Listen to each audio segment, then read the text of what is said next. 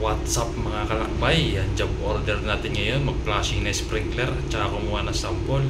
Doon tayo nasin sa engine room. Kaya tara, let's go!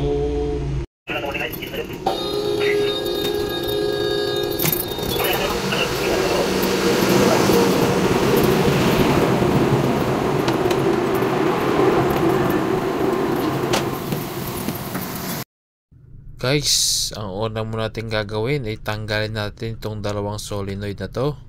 Tapos pag natanggal natin to, pwede na natin isunod yung pagmamanual ng mga flexipag. Ito guys, nakamanual na lahat yung mga pump natin ng flexipag at saka jockey pump para siguradong hindi na siya tatakbo pag nag-flashing tayo.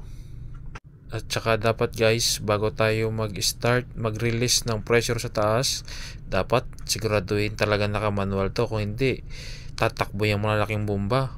Malaking trabaho to, mapuputokan tayo ng sprinkler. Yan guys, pag nakasetup na lahat, mag-i-intay na lang tayo ng tawag ng makasamahan natin sa taas. Pag nirelease nila doon, ako naman tatap-upan ko para mag-build up yung pressure dito sa baba. Good.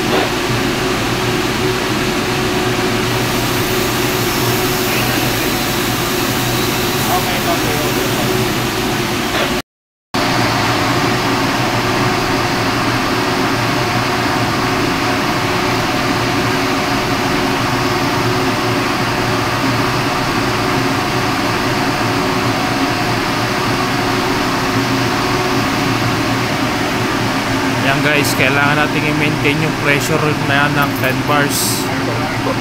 Pag waba ng 10 bars, tapa pa natin. Let's go. Arco, chido, Arco. Tego, Arco, utilizamos donji blok, ne treba gore pilota, ali no iskidate, tako?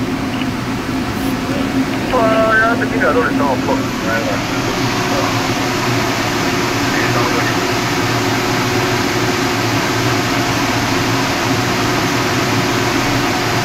Yan, dapat 10 bars.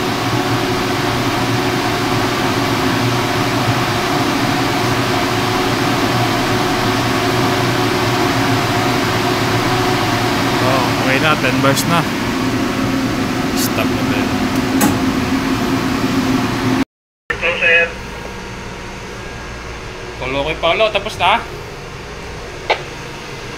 Yes, finish. Okay, finish for today. Yun guys, tapos na ang pagka-flash ng sprinkler. Baka naman pwedeng follow, like, and share. At nag-iiwan ang kasabihan, kapag walang knowledge, walang power. Bye-bye!